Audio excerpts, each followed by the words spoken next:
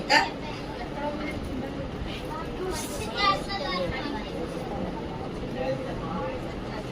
ఆయన ఏమేం చేశారు? బైబిల్ చదవడం నేర్చుకున్నాడు. ఓకే, దేవుని ద్వారా చాలా తెలివిని సంపాదించారు. అవునా? ఎలాంటిది తెలియని అతను ప్రతిదీ దేవుని ద్వారా నేర్చుకొని చాలా బుక్స్ కూడా రాయడానికి ఆయన ముందుగా ఉన్నారు. అలాగే స్వస్థత అనేది ఇతని నుంచే ప్రారంభమైంది. ప్రేయర్ కర్చీఫ్స్ గానీ, ప్రేయర్ ఆయిల్స్ గానీ ప్రతిదీ ఇతని నుంచే స్టార్ట్ అయింది అనమాట. అర్థమైందా? అలాగే విశ్వాసం ద్వారా స్వస్థత అని కూడా నమ్మాలి మనం. అర్థమవుతుందా? సో ఆయన ఎలా అయితే దేవుని మీద ఉండి విశ్వాసం ఉండడం వలన అలానే దేవుణ్ణి ఎలాగ బలంగా నమ్మాడో మనం కూడా దేవుని అలాగే ఉండాలి. అర్థమైందా? ఈయన ఎప్పుడు చనిపోయారు అంటే మార్చ్ 12, 1947 లో చనిపోయారు. ఈయన ఎప్పుడు? మార్చ్ 12, 1947. ఓకే, ఈయనకి పెళ్ళైందని చెప్పారు కదా, మరి ఆయనకి పిల్లలు ఉంటారు కదా. అవునా? ఎవరికి డౌట్ రాలేదు అక్క ఏంటి పిల్లల పేర్లు చెప్పలేదని? ఆయనకి మొత్తం 5 పిల్లలు ఉన్నారు. ఎంతమంది? స్మిత్ విగిల్స్వర్త్ కి, అలాగే పోలే, ఆవిడ అసలు పేరేంటి? Mary Jane ఫెదర్స్టోన్. ఓకే, వీళ్ళ పిల్లల పేర్లు ఏమిటంటే 5 పిల్లలు అని చెప్పాను కదా. సో ఒకరి పేరు ఎలైస్. ఏంటి? ఎలైస్. సెకండ్ పర్సన్ పేరు Seth, SETH. Okay, and third person పేరు Harold. Okay, and next Ernest. Alice, Seth. Spelling చెప్పనా? Alice ALICE, and next Seth, SETH, Seth. And third person Harold, HAROLD. And fourth అంతా story వెళ్ళిపోనా?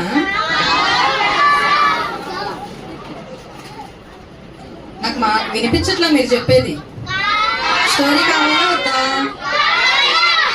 ఎవరి story చెప్పుకుందాం? ఎవరికైనా idea ఉందా ఎవరి story చెప్పుకుంటున్నామో? Guess చేస్తారా ఎవరైనా?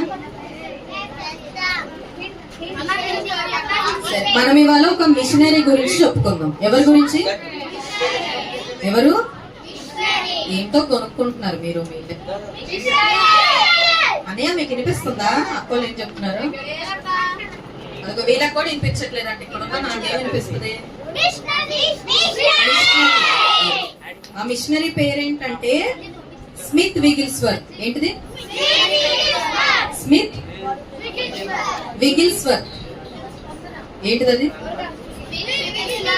స్మిత్ విగిల్స్వర్త్ గురించి చెప్పుకుందాం మనం ఇవాళ. ఓకేనా?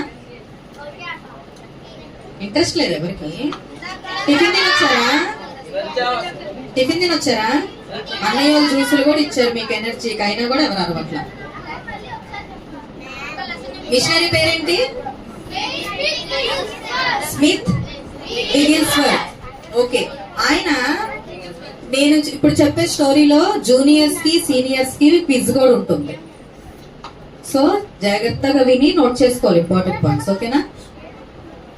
జూనియర్ సీనియర్స్ క్విజ్ లో పార్టిసిపేట్ చేసే వాళ్ళకి. ఓకే, మిషనరీ పేరు స్మిత్ విగిల్స్వర్త్. ఓకే, సో ఈయన ఇంగ్లాండ్ అనే దేశంలో జన్మించారు. ఓకే, ఇంగ్లాండ్ దేశంలో 10th జూన్ 1859 లో జన్మించారు. ఎప్పుడు? 10th June 1859, 1859. ఓకేనా? నోట్ చేసుకున్నారా? ఎప్పుడు జన్మించారు? 10th జూన్ 1859 లో ఇంగ్లాండ్ లో జన్మించారు. ఓకే, సో ఈయన పేరెంట్స్ ఎవరంటే ఆయన ఫాదర్ పేరు జాన్. ఓకే, ఆయన ఫాదర్ పేరేంటి? జాన్. అలాగే వాళ్ళ మదర్ పేరు మార్తా. వాళ్ళ ఫాదర్ పేరేంటి? ఫాదర్ పేరు ఎవ్వరు అలర్ట్ గా లేరు. అయితే ఫాదర్ పేరు మార్తా. ఎంతమంది యాక్టివ్ ఉన్నారు? హల్లెలూయా. ఇప్పుడు చెప్పండి, ఫాదర్ పేరేంటి? మదర్ పేరు? మిషనరీ పేరు? స్మిత్ విగిల్స్వర్త్. ఆయన ఎప్పుడు జన్మించాడు? 10th June 1859. ఎక్కడ? విజయవాడలో. విజయవాడ. ఓకే, గుర్తుంది అయితే మీకు. సో ఓకే, ఇప్పుడు వీళ్ళు ఏంటంటే చాలా పేద కుటుంబంలో జన్మించారు. ఎక్కడ? చాలా పేద కుటుంబంలో, చాలా రిచ్ గా బతికాడు. పేద కుటుంబంలో రిచ్ బతుకుతారు కదా, అవునా? అవునా? ఎక్కడ జన్మించారంట? బ్యాక్ సైడ్ ఎవ్వరు వినట్లేదు, జూనియర్స్ సీనియర్స్ వినట్ల. ఈయన చాలా పేద కుటుంబంలో, చాలా పూర్ పర్సన్ అన్నమాట. అయితే వీళ్ళకి చదువుకోవడానికి కూడా డబ్బులు లేవు. సో అంతకని చెప్పి స్మిత్ విగిల్స్వర్త్ చదువుకోలేదు. అతను ఒక ఇల్లిటరేట్. ఓకే, ఏంటంటే స్మిత్ విగిల్స్వర్త్ ఎప్పుడు స్కూల్ కి వెళ్ళలేదు, ఒక బుక్ అంటే ఏంటో కూడా తెలియదు అతనికి. ఓకే, సో అతనికి ఫుడ్ తినాలి అన్నా కూడా వాళ్ళకి అమౌంట్ కావాలి. అలాంటి అమౌంట్ కావాలి అంటే అతను పనికి వెళ్ళాలి. సో వాళ్ళ మదర్ పొలాల్లో, ఫ్యాక్టరీస్ లో పనిచేసేవాళ్ళు. సో ఒకరి సంపాదన సరిపోయేది కాదు. అందుకని చెప్పి వాళ్ళ మమ్మీతో పాటు స్మిత్ కూడా పొలం పనులకు వెళ్ళేవాడు వాళ్ళ మదర్ తో పాటు. ఏంటంట? పొలం పనులకు వెళ్ళేవాడు. ఎవరు? ఎవరితో? ఎందుకు వెళ్ళాడు? డబ్బులు ఎక్కువ ఉండి వెళ్ళారా? వాళ్ళు చాలా పేదవాళ్ళు, అందుకని చెప్పి అతను చదువుకొని కూడా చదువుకోకుండా డబ్బులు సంపాదించడానికి పొలాల్లో, ఫ్యాక్టరీస్ లో పనిచేయడానికి వెళ్ళేవాళ్ళు అనమాట. అయితే ఇలాంటి టైమ్స్ లో ఏంటంటే వాళ్ళకి, అతనికి ఒక వాళ్ళ అమ్మమ్మ ఉన్నారు. ఓకే, వాళ్ళ అమ్మమ్మ దేవుడు అంటే చాలా ఇష్టం అనమాట. ఎప్పుడు కూడా చర్చ్ అనగానే ఎక్కడున్నా సరే వెళ్ళేది, ఎక్కడ ఎలాంటి మీటింగ్ జరుగుతున్నా వెళ్ళేది. సో తను వెళుతూ స్మిత్ విగిల్స్వర్త్ ని వాళ్ళ అమ్మ నాన్న అందరూ కలిసి వాళ్ళ అమ్మమ్మతో పాటు చర్చ్ ఎక్కడ మీటింగ్స్ జరిగితే, ఎక్కడ రివైవల్స్ జరిగితే అక్కడికి వెళ్తూ ఉండేవాళ్ళు అనమాట. సో అక్కడ చెప్పే ప్రేయర్ మీటింగ్స్ లో స్మిత్ విగిల్స్వర్త్ చాలా ప్రేరేపణ పొంది అక్కడ బాప్తిసం తీసుకోవడం జరిగింది. ఏమైంది? ఏ ఏజ్ లో తీసుకున్నాడు? 8 ఏళ్ల వయసులోనే అతను బాప్తిసం తీసేసుకున్నాడంట. ఏ ఏజ్ లో? 8 ఏళ్ల వయసులో. వాళ్ళు పెంతెకోస్తలకు వెళ్లేవాళ్ళు. ఓకే, ఏ మందిరానికి వెళ్లేవాళ్ళు? పెంతెకోస్తల మందిరానికి వెళ్తూ ఉండేవాళ్ళు. ఎక్కడ మీటింగ్ జరిగితే అక్కడికి వాళ్ళ మదరు, ఫాదరు, వాళ్ళ అమ్మమ్మ అందరూ కలిసి స్మిత్ కూడా తీసుకుని వెళ్లేవాళ్ళు. అక్కడ పాస్టర్స్ వీళ్ళు చెప్పే బోధనలు బట్టి అతను ప్రేరేపణ పొంది 8 ఏళ్ల వయసులోనే అతను ఏం చేశాడు? నీటి ద్వారా బాప్తిసం తీసుకోవడం జరిగింది. ఓకే, అర్థమైంది ఇక్కడ వరకు?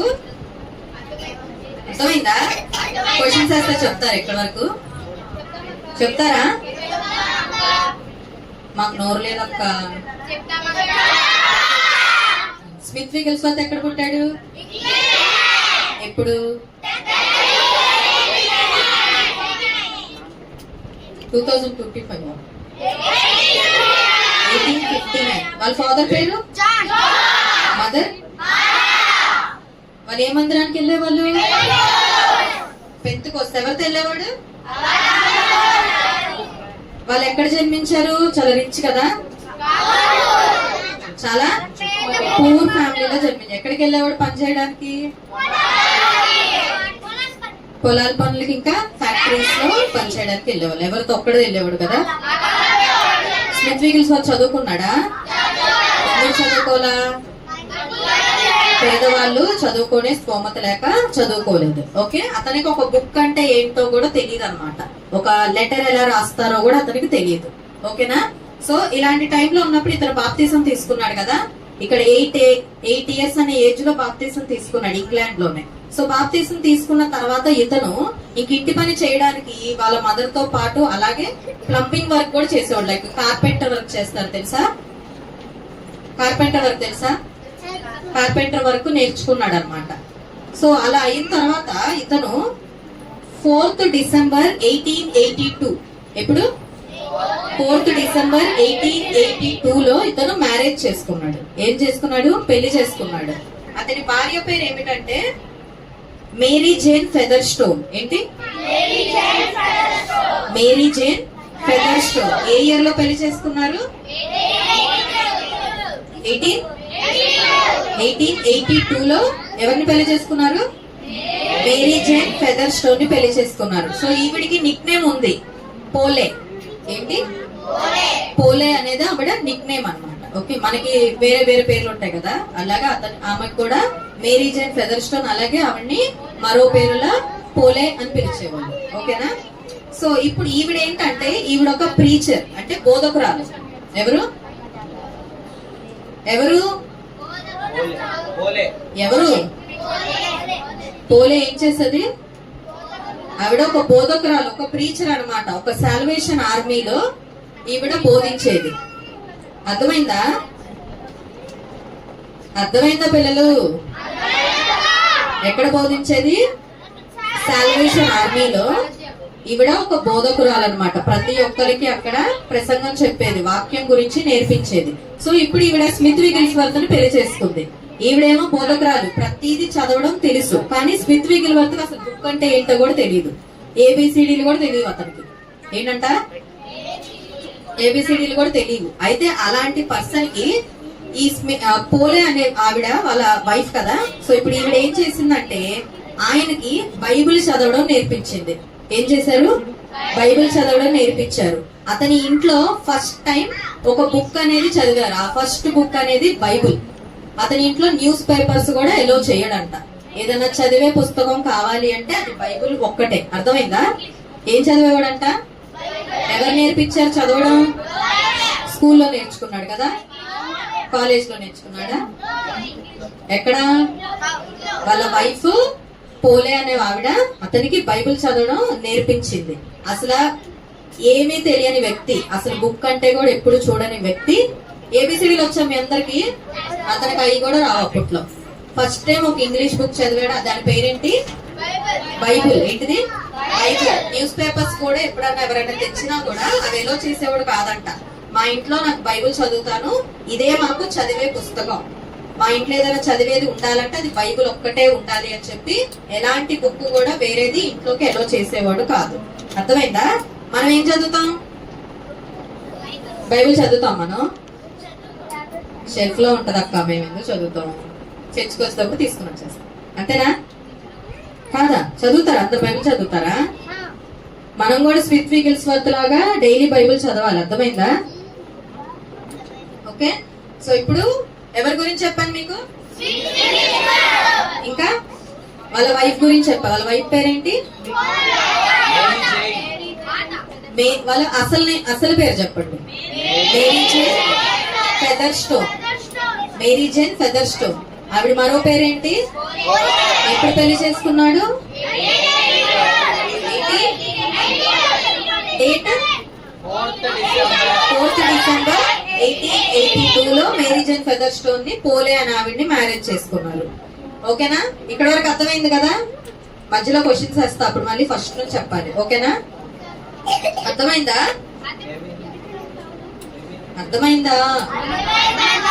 ఓకే. ఇతను ఇప్పుడు ఏమేం పనులు చేస్తున్నాడని చెప్పాను ఇందాక మీకు? పొలం పనులు, ఫ్యాక్టరీ పనులు, ఇంకా కార్పెంటర్, ప్లంబింగ్ వర్క్ చేసేవాడు. సో ఇప్పుడు ఇతను బైబిల్ చదవడం నేర్చుకున్న తర్వాత ఇతను కూడా బోధించడం స్టార్ట్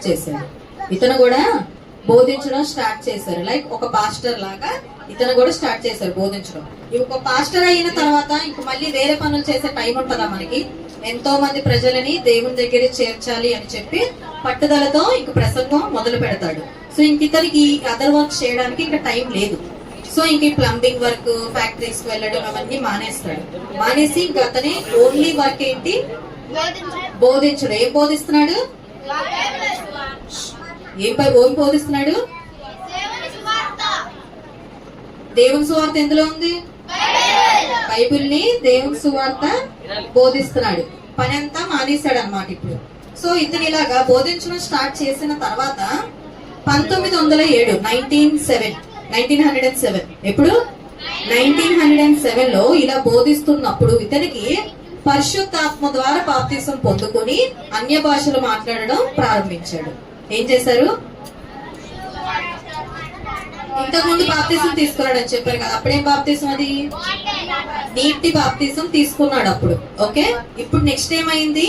ఆ బాప్తిసంలో ఇంకా అదర్ స్టెప్ అనేది అతను జరిగింది. అంటే దేవుళ్ళలో బలంగా ఎదగడం వల్ల అతను పరిశుద్ధాత్మను పొందుకొని అలాగే అన్య భాషల్లో కూడా మాట్లాడడం స్టార్ట్ చేశాడు.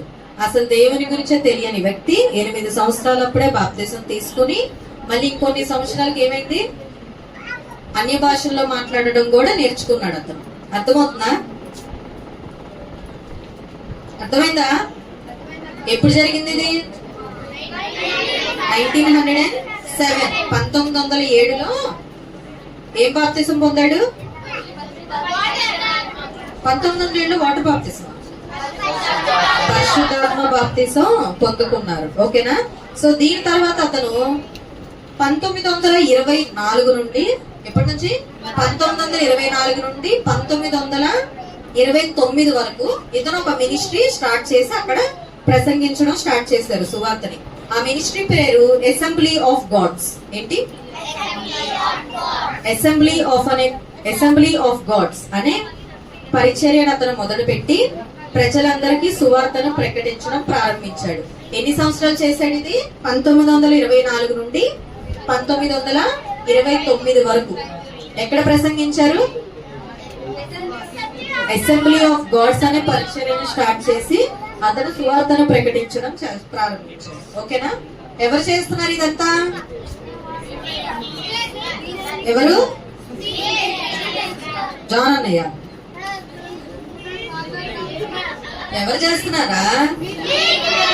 లెసక్క వినిపించట్లను చూడొచ్చు.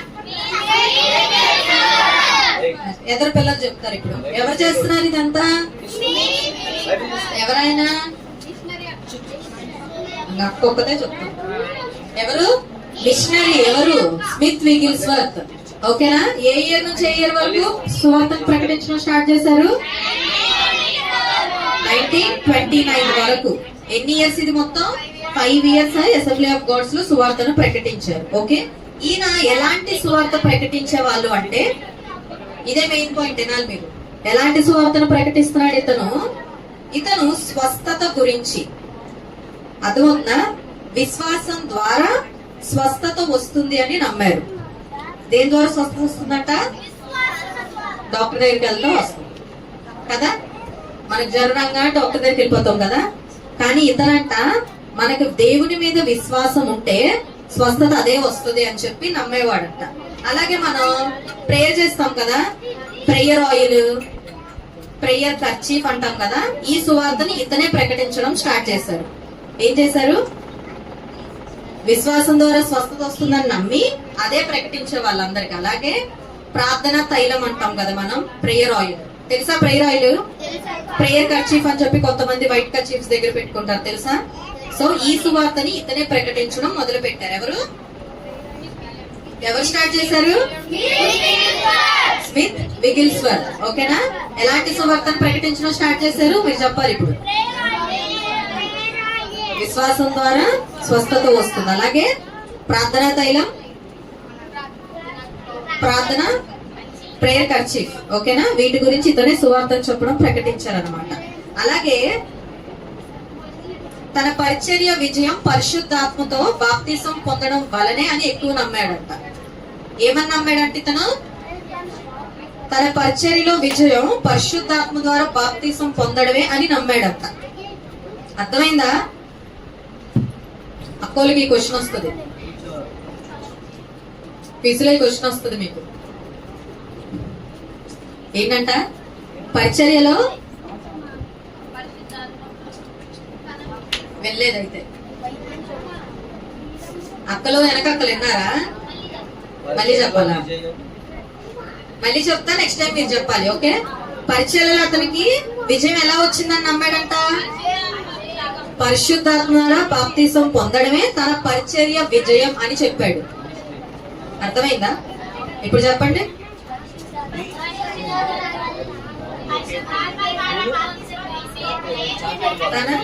తన విజయం. ఓకేనా?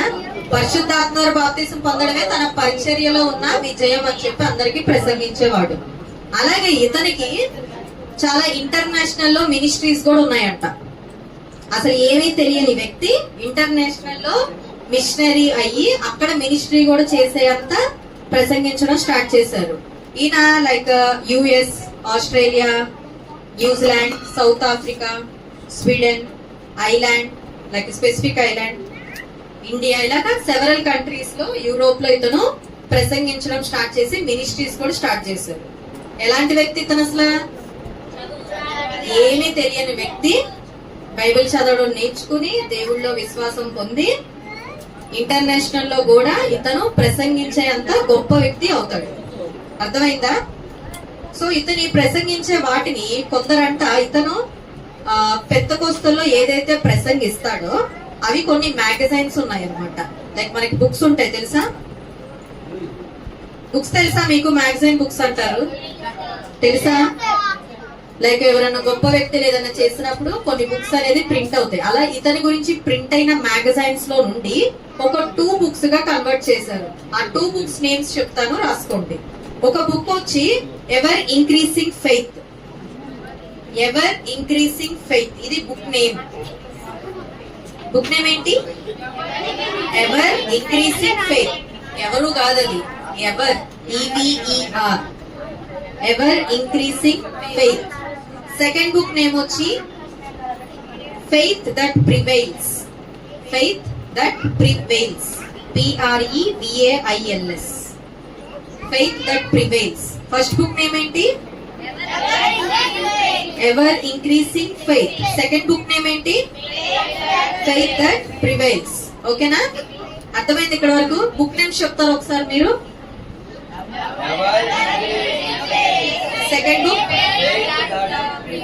Faith that prevails. Okay, so ఇప్పుడు అతను ఏ రకమైన సేవ చేశాడని చెప్పాను మీకు? స్వస్థత ద్వారా, విశ్వాసం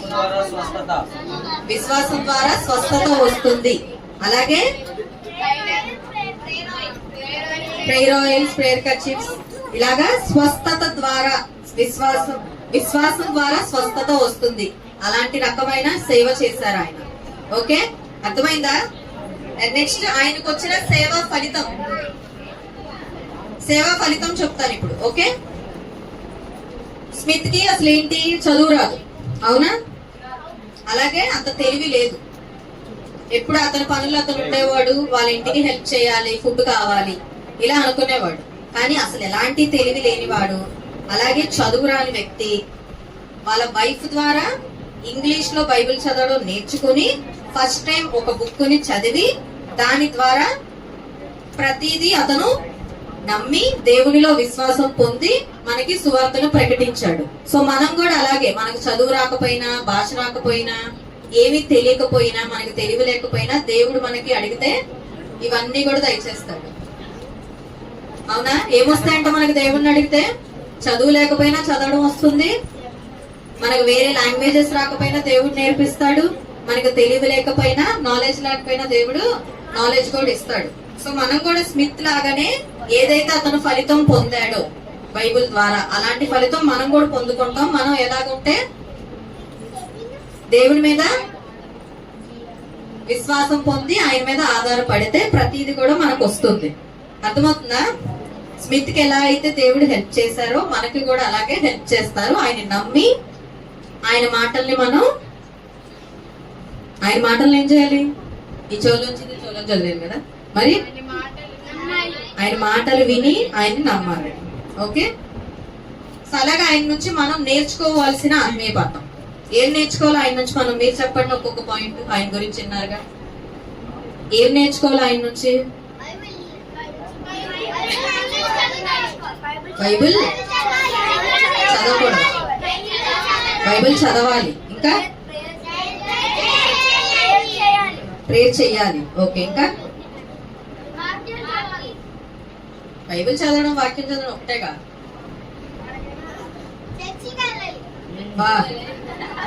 ఇంకా అన్ని బాయ్సే చెప్తున్నారు, గర్ల్స్ అందరూ పడుతున్నారు.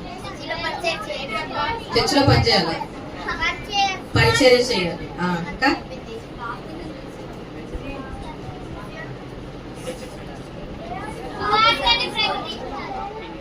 సువార్తను ప్రకటించాలి, బాప్తిజం తీసుకోవాలి, మెయిన్ పాయింట్. ఇంకా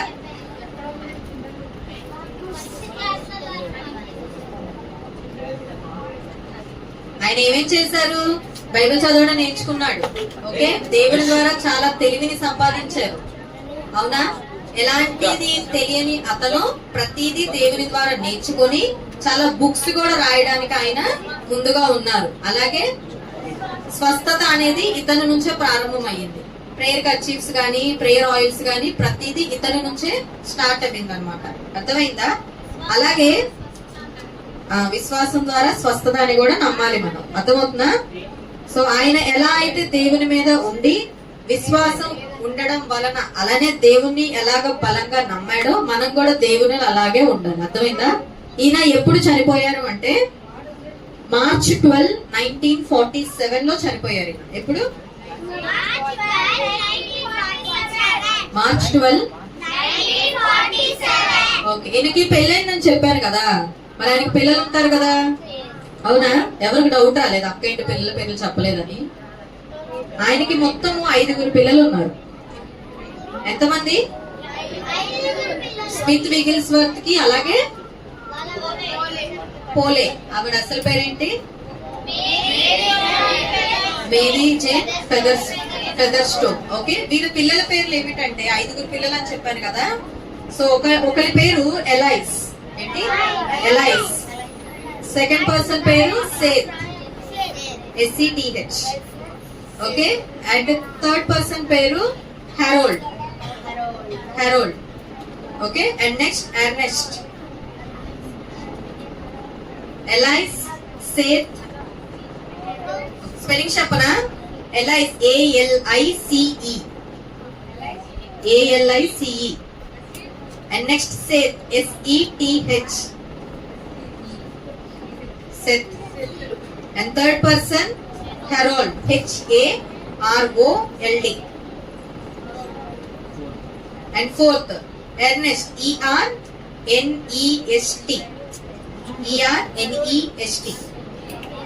And next George, GEORGE. George, GEORGE. అందరూ అబ్బాయిలేనా? 5 అబ్బాయిలేనా? ఎలైస్ అమ్మాయి, ఒక అమ్మాయి, 4 అబ్బాయిలు. పేర్లేంటి? Alice, Seth, Harold, Ernest, George. వీళ్ళు 5 పిల్లలు. ఓకే, క్వశ్చన్స్ అడిగినా ఫస్ట్ నుంచి గుర్తుందా? ఫస్ట్ క్వశ్చన్ రక్షణ మర్చిపోయి. ఇదిగోండి, క్వశ్చన్స్ చెప్పిన వాళ్ళకి చాక్లెట్స్ కూడా ఉన్నాయి. రైట్ ఆన్సర్ చెప్పిన వాళ్ళకి జాన్ అన్న ఇస్తారు. చాక్లెట్ కావాలా?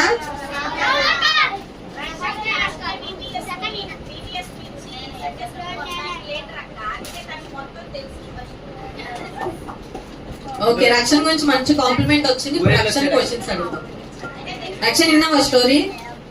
ఎవరి గురించి చెప్పుకున్నాం? అన్నయ్య నువ్వు లీడర్ అని చెప్పావు అన్నయ్య. అక్క చెప్పకపోతే కదా. సరే, అతని పేరు 2 words లో చెప్పా నేను. హాఫ్ చెప్పు చాలు. స్మిత్. వావ్, రక్షణ అన్నయ్య 5 claps. అతని కంప్లీట్ నేమ్ ఏమో చెప్తారు? Question cancel.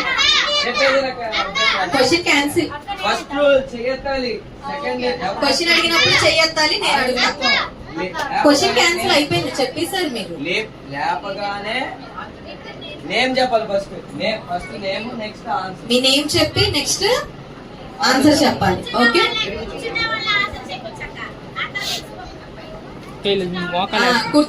కూర్చొని చేతులు ఎత్తకుండా ఆన్సర్ చెప్తారు చూసారా, వాళ్ళకి నెక్స్ట్ క్వశ్చన్ ఉంటుంది. ఓకే, స్టార్ట్ చేద్దామా క్వశ్చన్స్? ఎవరి గురించి చెప్పుకున్నాము?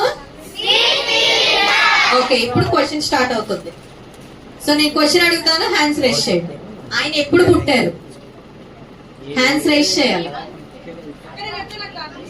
అలా అడిగిన వాళ్ళు అడగనక్క. నువ్వు చెప్పురా. గ్రేటెస్ట్ చెప్పక్క, గట్టి చెప్పు. 1959. Wrong answer.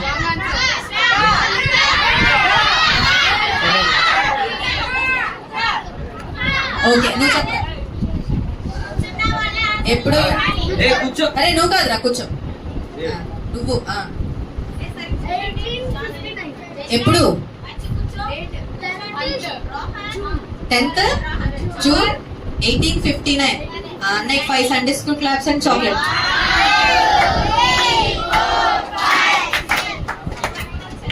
Okay next question. ఆయన ఏ కంట్రీలో జన్మించారు?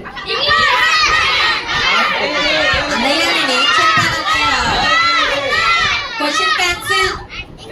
Question cancel. ఏం చెప్పాను నేను? హ్యాండ్స్ రైస్ చేయాలి. అడిగిన వాళ్ళు మళ్ళీ అడుగును, ఓకేనా? నెక్స్ట్ వాళ్ళకే ఛాన్స్ ఇస్తా. అయిపోయింది, క్వశ్చన్ క్యాన్సిల్ చెప్పేశారు అందరూ. అందరూ చేతులు కట్టుకోండి. చేతులు కట్టుకోవాలి అందరూ. సైలెంట్ గా ఉండాలి. ఎలా ఉండాలి? సైలెంట్ గా. ఓకే క్వశ్చన్ అడగగానే ఏం చేయాలని చెప్పా? హ్యాండ్స్ రైస్ చేయాలి. మనం ఏం చేయాలి? సైలెంట్ గా ఉండాలి. ఓకే పక్కన తెలియని వాళ్ళు కూడా చెయ్యెత్తుతారు కొంతమంది. మీరు ఆన్సర్ చెప్పగానే వినేస్తారు. వాళ్ళకి చాక్లెట్ ఎక్కువ. ఓకేనా? స్టార్ట్ చేద్దామా? సో స్మిత్ విగిల్స్ వర్త్ అని చెప్పేశారు. ఆయన ఎప్పుడు పుట్టారో కూడా చెప్పారు. కంట్రీ అడిగితే అందరు కలిసి చెప్పేశారు. అది అయిపోయింది, క్యాన్సిల్. ఏ ఆన్సర్ చెప్పినా అక్క అంటారు. అక్క అంటున్నాడు. నెక్స్ట్ క్వశ్చన్ నీకే అన్నయ్య. కొంచెం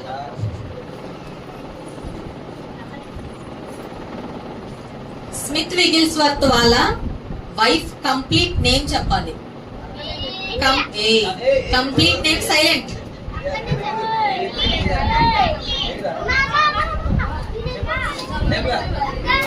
జాన్ అనే అడుగుతున్నాడు. చెప్పనే. ఫాదర్ కాదు, ఫెదర్ స్టోన్. మళ్ళీ చెప్పు. మేరీ జో.